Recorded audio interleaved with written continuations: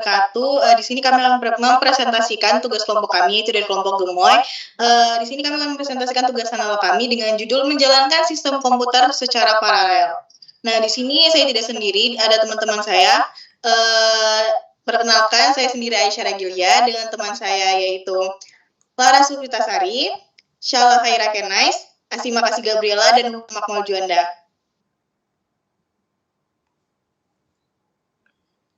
Nah, adapun rumusan masalah yang telah kami ambil yaitu terdapat sistem komputer yang dapat menjalankan beberapa tugas secara paralel, tetapi setiap tugas membutuhkan sumber daya yang berbeda dan memiliki batas waktu yang harus dipenuhi.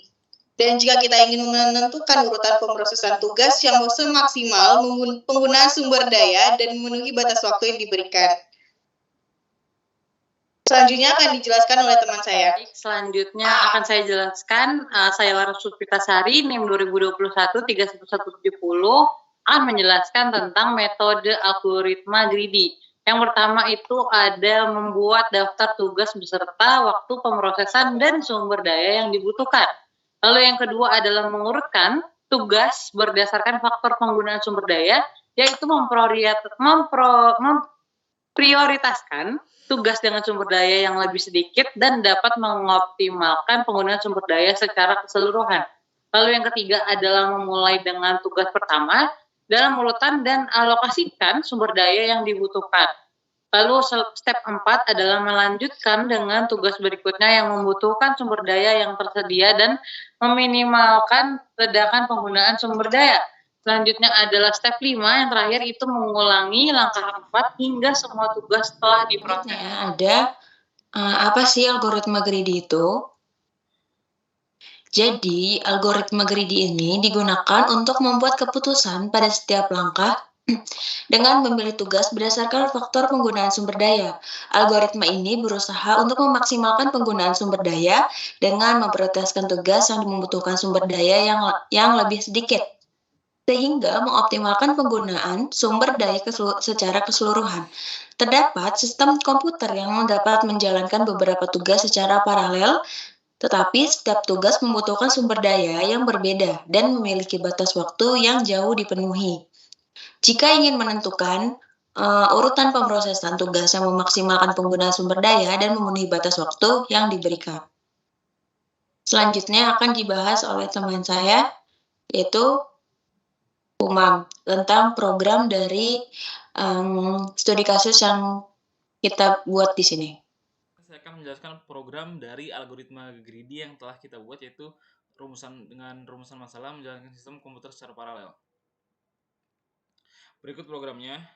Yang pertama, seperti biasa ada pustaka-pustaka yang diperlukan untuk program ini, seperti IOStream itu untuk input standar lah. Itu include, terusnya ada vektor untuk menggunakan vektor dan algoritma untuk mengakses algoritma sorting.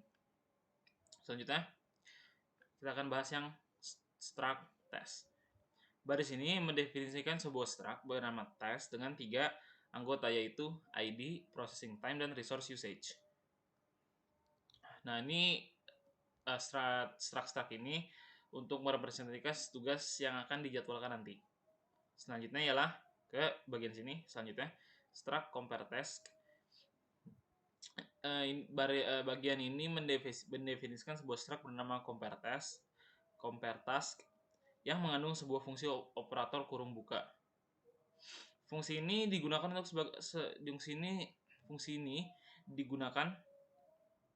sebagai functor atau function object untuk membandingkan dua tugas berdasarkan faktor penggunaan sumber daya. Fungsi ini menghitung faktor penggunaan sumber daya untuk setiap tugas dengan membagi resource usage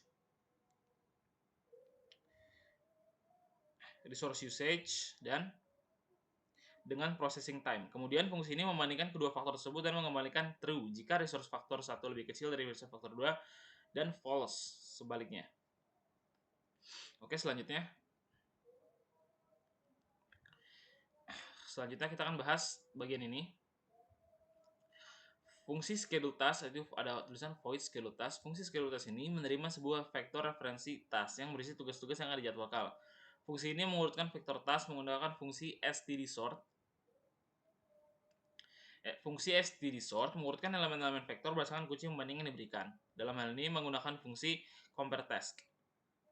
Setelah mengurutkan tugas-tugas fungsi ini, mencetak urutan pembahasan tugas ke layar dengan menggunakan std count dan loop for yang menggunakan iterator. std vector task const iterator ini untuk mengiterasi melalui vector task. Selanjutnya kita beralih ke bagian utama, yaitu in main. In main ini bagian utama yaitu ada variabel numTask di in numTask dideklarasikan untuk menyimpan jumlah tugas yang akan dimasukkan oleh pengguna melalui inputan kita sendiri karena ini program dinamis. Oke. Selanjutnya sebuah vektor task sebuah vektor task dengan sebuah vektor task dideklarasikan untuk menyimpan tugas-tugas yang akan dijadwalkan. Lalu dilakukan loop for untuk mengisi vektor task dengan tugas-tugas yang dimasukkan oleh pengguna. Di dalam loop, sebuah objek task dibuat dan diinisialisasi dengan angka identitas tugas 1 hingga 6 task. Kemudian pengguna diminta untuk memasukkan waktu pemrosesan dan penggunaan sumber daya untuk tugas tersebut melalui input menggunakan std_cin. Objek task kemudian ditambahkan ke vektor task menggunakan task pushback. Oke, next dulu. Mana task pushback? Nah, ini. Task pushback. Setelah loop for selesai, fungsi schedule task ini dipanggil dengan argumen task untuk mengurutkan dan mencetak urutan pemrosesan tugas ke layar. Terakhir return 0 ini ya menandakan bahwa program telah berhasil dijalankan. Oke, itu kan penjelasan detail mungkin pada programnya, bukan jalan bagaimana. Nah, ini contoh outputnya. Ya, kita input sendiri. Jumlah tugasnya ada berapa yang akan dilakukan komputer, waktu pemrosesan tugasnya, penggunaan sumber daya tugasnya. Nanti kita input berapa, misalnya 3, masing-masing angkanya nanti akan diurutkan, dicetak yang akan dilakukan dulu atau tugas yang akan diselesaikan dulu oleh program ini. Oke. Bagaimana program tersebut jalan? Oke, tadi kan udah ya penjelasan detail per baris programnya. Sekarang bagaimana program tersebut jalan? Ya seperti biasa, karena ini program dinamis, awal-awal kita minta input jumlah tugas dari pengguna dengan menggunakan std_cin numTask. Selanjutnya, program membuat sebuah vektor task untuk menyimpan tugas-tugas yang akan dijadwalkan. Program menggunakan loop for untuk meminta input waktu pemrosesan dan menggunakan sumber daya untuk setiap tugas. Data-data ini disimpan dalam objek task yang kemudian dimasukkan ke dalam vektor task. Setelah menerima semua input, fungsi schedule task dipanggil dengan argumen vektor task. Fungsi ini bertanggung jawab untuk mengurutkan tugas berdasarkan faktor penggunaan sumber dayanya. Menggunakan fungsi pembanding yaitu fungsi compare task. Lalu urutan pemrosesan tugas yang dihasilkan kemudian dicetak ke layar menggunakan loop for untuk iterasi melalui vektor task. Dan mencetak setiap tugas ke layar, tugas ke layar. Selesai. Itu selesai, udah diantar semuanya. Selanjutnya, mungkin ada yang kurang paham program ini apakah menggunakan algoritma greedy atau tidak. Sudah memenuhi. Program ini tentu sudah memenuhi algoritma greedy karena dalam fungsi schedule task, tugas-tugas diurutkan berdasarkan faktor penggunaan sumber daya secara menaik atau ascendant.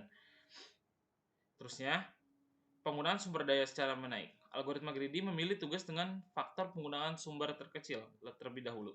Dengan demikian, program ini memenuhi kriteria algoritma greedy sendiri tersebut. Oke, saya akan menjelaskan penjelasan lanjutan dari Joanda. Jadi dari penjelasan sebelumnya dapat kita simpulkan bahwa algoritma greedy yang digunakan dalam kasus ini adalah untuk membuat keputusan pada setiap langkah dengan memilih tugas berdasarkan faktor penggunaan sumber daya. Algoritma ini berusaha untuk memaksimalkan penggunaan sumber daya dengan memprioritaskan tugas yang membutuhkan sumber daya yang lebih sedikit sehingga mengoptimalkan penggunaan sumber daya secara keseluruhan. Demikian presentasi dari kami. Maaf jika terdapat kesalahan pengucapan kata maupun tulisan. Sekian dan terima kasih.